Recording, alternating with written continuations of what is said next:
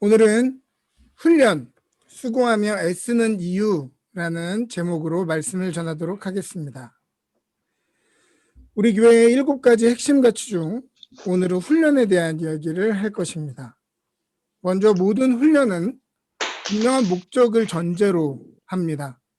만일 목적이 없는 훈련을 하고 있다면 그것은 훈련이 아닌 것이 아니라 낭비를 훈련하는 것이라고 할 수 있죠.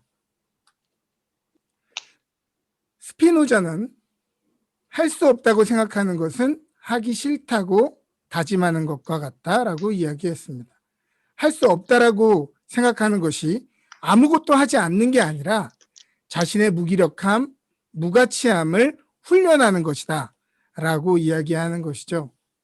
또 프랑스의 시인 폴 발레리는 우리가 생각하는 대로 살지 않으면 사는 대로, 그냥 살아가는 대로 생각하게 된다라고 이야기했습니다.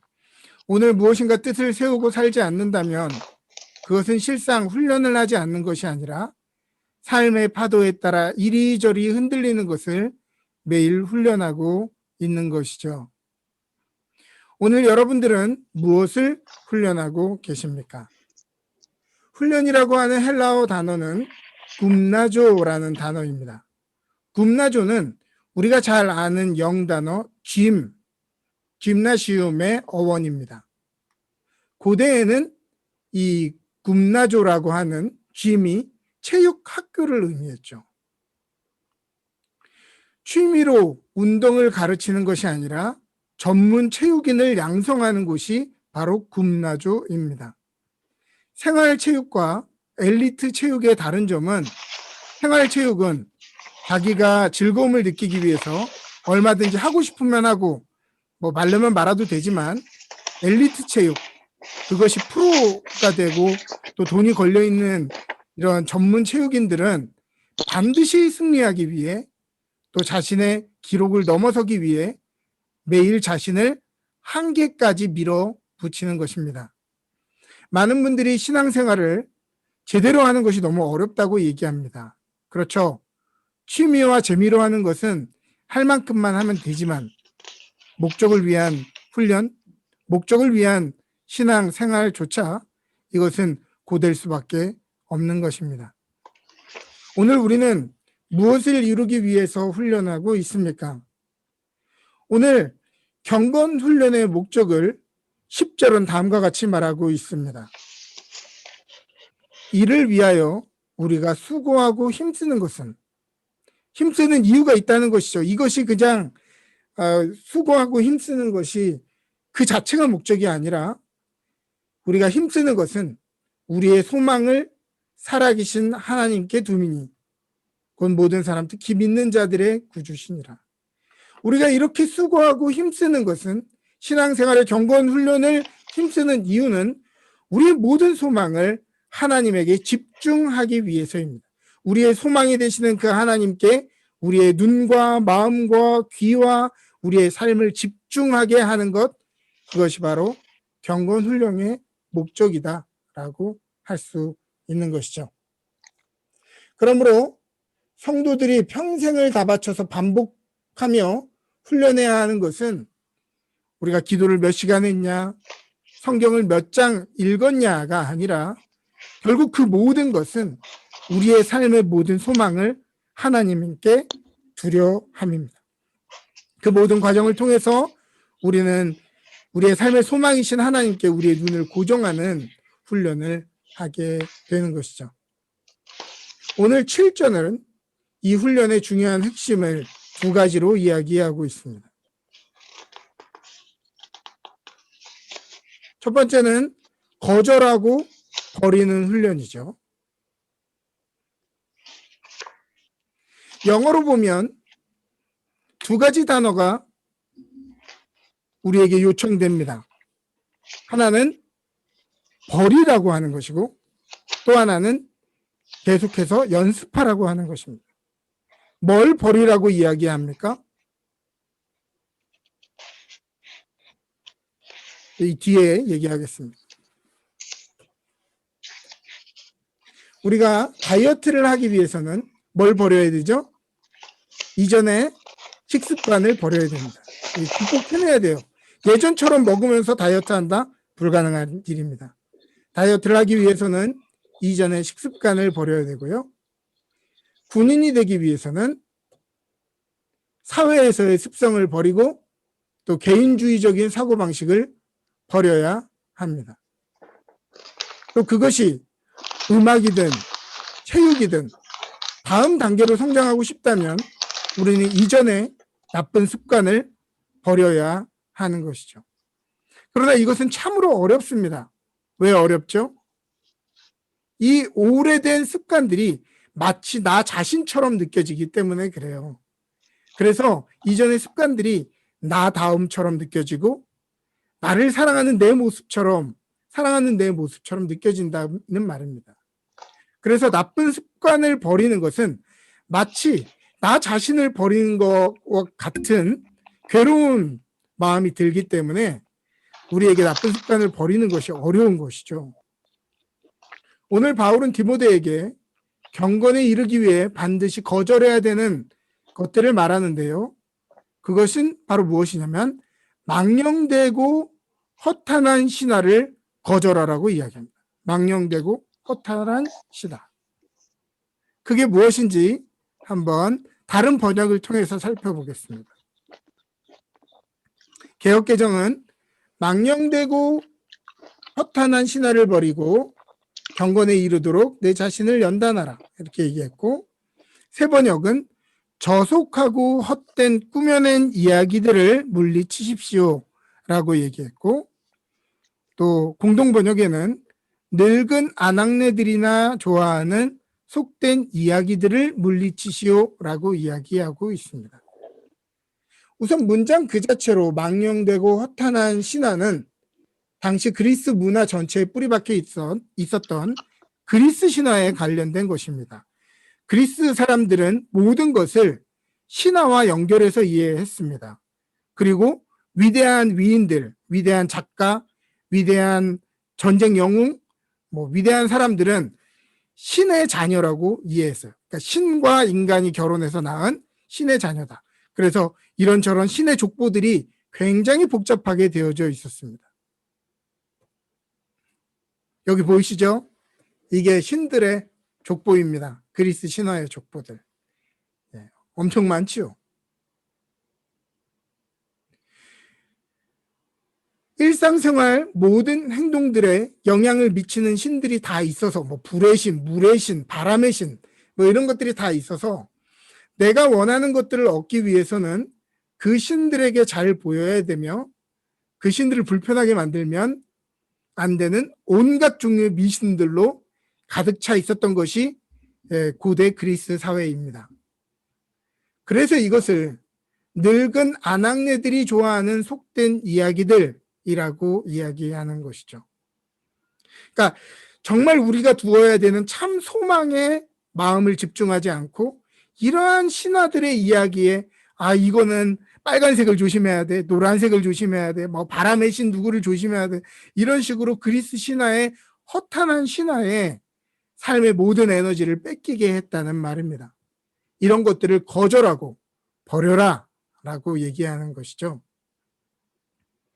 우리의 삶에도 이런 비슷한 것들이 되게 많죠. 예를 들면 분수에 동전을 던져서 좋은 스팟에 떨어지면 행운이 온다. 이런 거. 그다음에 나무 잎사귀를 떼면서 좋아한다, 안 좋아한다, 좋아한다, 안 좋아한다. 사실은 이것과 상관없죠. 좋아하고 안 좋아하고는. 네. 근데 미신이에요.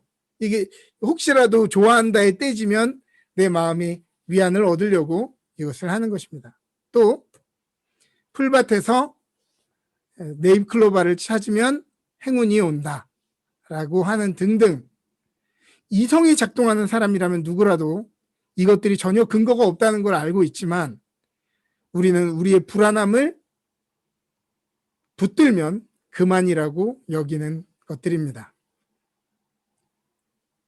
오늘도 우리의 삶에는 이런 종류의 것들이 가득합니다.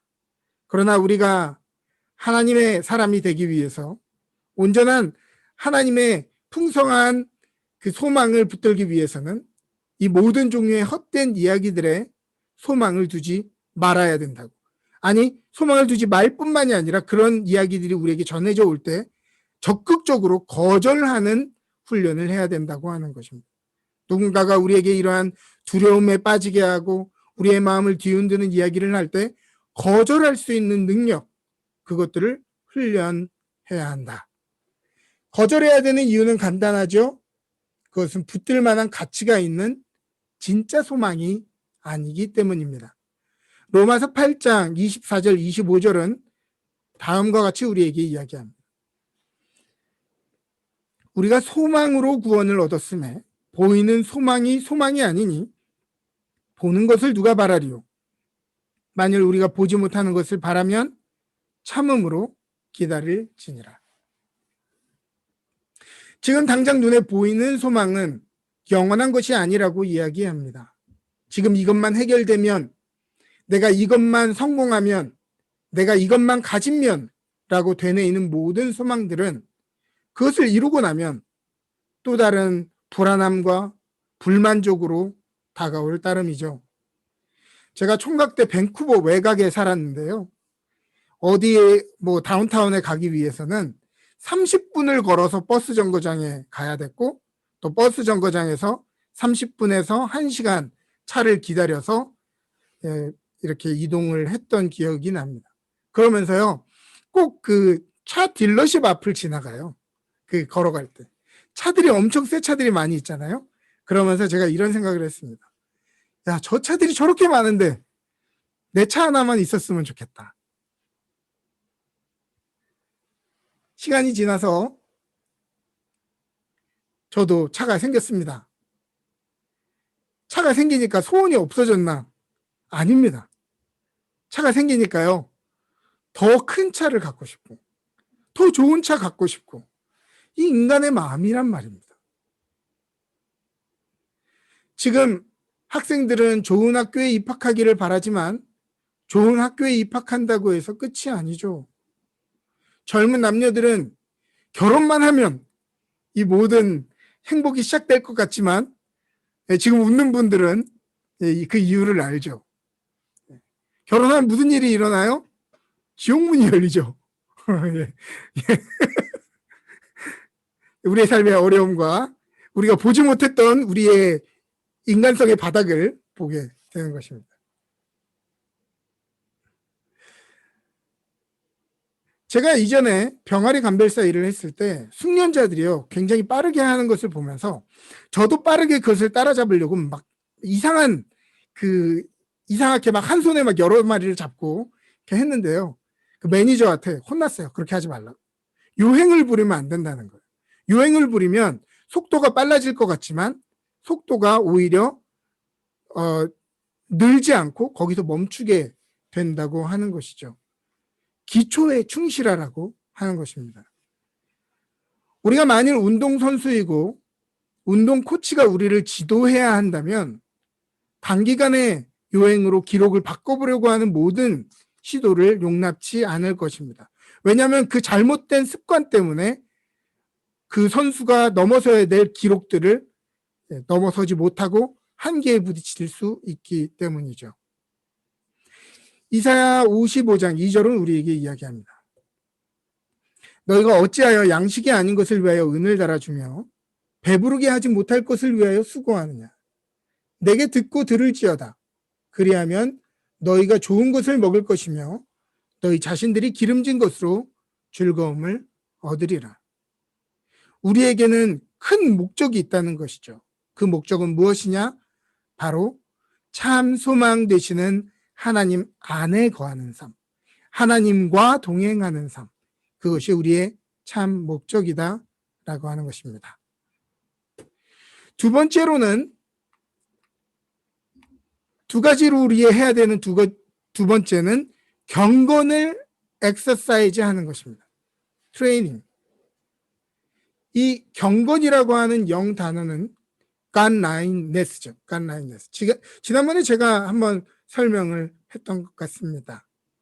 자, 엑서사이즈, 영단어 엑서사이즈의 어원은 헬라어 세레레입니다. 세레레.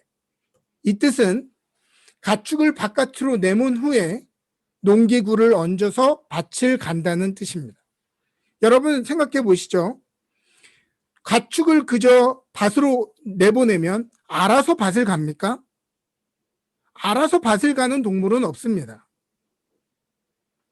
농기구를 얹고 방향을 지시해야만 그 밭을 갈고 농작물을 수거하는 것이죠. 동물을 훈련시키고 농기구를 얹어서 밭을 갈도록 하는 것, 그것이 바로 세렐의 엑서사이즈의 뜻입니다. 그러니까 엑서사이즈라는 말은 그냥 할 수 있는 만큼 내가 되는 대로 하는 게 아니라 내 본성을 거스르는 일이라는 거예요. 동물의 본성을 거스르는 일이죠. 농기구를 얹고 밭을 가는 거는요. 목적을 위해서 농기구를 얹고 그 방향으로 하는 것. 그것이 바로 세렐입니다. 야생성을 제어하고 목적을 향해 가는 것. 그리고 이것은 발전되어서 라틴어 에세시레라는 단어로 발전됩니다. 라틴어 에세시레는 군인을 훈련하다라는 단어로 사용되어졌습니다. 자, 그러면은 동일한 의미죠. 어떠한 나라를 위해 싸우겠다고 하는 사람들이 모였을 때 그냥 모이기만 하면 뭡니까? 오합지졸이죠. 네, 오합지졸이 됩니다. 강한 군대를 상대로는 싸우지 못합니다. 그래서 군인이 되기 위해서는 뭘 해야 됩니까? 자기의 본성을 거슬러서 자기가 하고 싶은 대로 하는 습성을 거슬러서 군대의 전술을 익히고 함께 싸우는 방법을 훈련하는 것, 그것이 바로 에세실의 엑서사이즈의 라틴어 어원인 것입니다. 그러므로 이 두 가지 어원 모두 우리가 목적을 이루기 위해 나 자신을 제어하는 훈련, 그것을 이루기 위해 육체와 정신을 한계까지 밀어붙여 우리의 자연적인 한계를 뛰어넘도록 하는 의미를 내포하고 있습니다. 우리는 훈련해야 합니다. 경건을 훈련해야 돼요. 왜냐하면 가만히 두면 우리는 경건하지 않기 때문입니다. 인간이 가진 죄의 관성은 가만히 두면 하나님을 떠나게 되어 있습니다. 가만히 두면 하나님께 감사하지 않습니다. 가만히 두면 하나님을 찬미하고 찬송하지도 않습니다. 가만히 있으면 하나님께 감사하지 않습니다. 내가 잘 돼서 됐는 줄 알고 내가 운이 좋아 됐는 줄 압니다. 가만히 있으면 우리는 예배하지 않습니다. 우리는 경건의 훈련과 우리 자신을 제어하는 훈련을 통해서 경건을 엑서사이즈 해야 하는 것입니다. 제가 아까 전에 말씀드린 경건이라고 하는 영단어 godliness, 반으로 나눠보죠. God, 하나님의, blindness, 선에, 하나님의 그 선에 서는 것 아니겠어요? 경건이라고 하는 것은 기도를 몇 시간 했냐, 뭐 찬송을 몇 시간 했냐, 그게 경건이 아니라 하나님의 편에 서는 것, 하나님의 라인 안에 서는 것, 하나님의 그 뜻과 하나님의 마음과 하나님의 계획 안에 서는 것, 그것이 바로 경건이다 라고 하는 것이죠. 우리가 아무리 눈에 보이는 어떤 반복적인 종교 생활을 많이 하여도 하나님 편에 우리가 서지 못한다고 한다면 그것은 경건이라 할 수 없는 것입니다. 이것은 한 번에 영구적으로 고정되는 것이 아닙니다. 도로에서 우리가 차를 몰 때 핸들을 잡죠. 가만히 잡고 있습니까? 아니죠. 차선이 움직이는 것에 따라서 조금씩 핸들을 움직여야 합니다.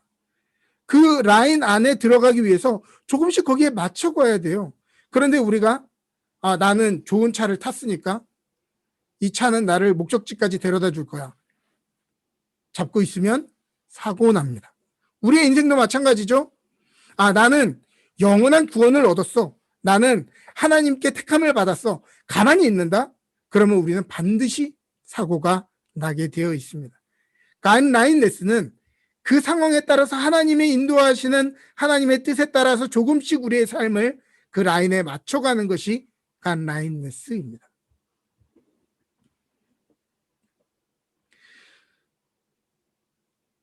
모든 사람은 상황에 맞게 조금씩 변합니다. 변화에 극복해가고 성숙해져 가는 것이 경건인 것이죠.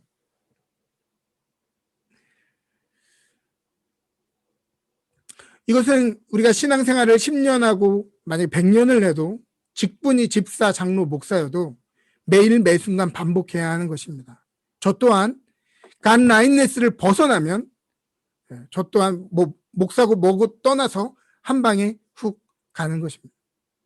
여러분들도 마찬가지로 여러분들이 신앙생활을 얼마나 했든지 간 라인네스 안에서 우리의 삶을 맞추지 않으면 우리의 삶은 쓰러지고 실족하고 넘어지게 되어져 있는 것이 우리의 삶의 모습인 것이죠. 세상의 모든 것이 변하고 확실한 것이 하나도 없는 우리의 삶 속에서 변하지 않는 참 소망은 우리가 그토록 바라는 어떠한 상황들이 아니라 하나님이 우리와 함께 하시는 것입니다. 그 하나님이 우리를 지키시고 힘을 주시고 우리의 걸음을 인도하신다는 것을 매일 반복해서 믿는 것. 그리고 하나님과 같은 뜻을 품고 삶의 경계를 계속해서 확인하고 그 마음으로 살려고 애쓰는 것이죠.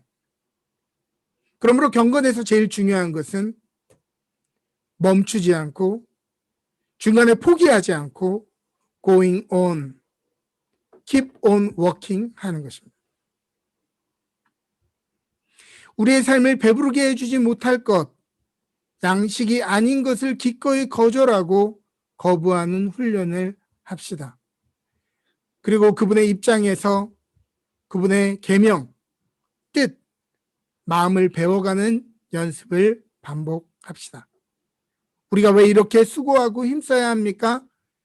그것은 살아계신 하나님 안에 우리의 모든 소망이 있다는 것을 우리는 알기 때문입니다. 그 일에 수고하고 애쓰는, 그리고 그것을 끝까지 삶에 지속하는 런던 은혜교회 성도님들 되시기를 주님의 이름으로 축복합니다. 아멘.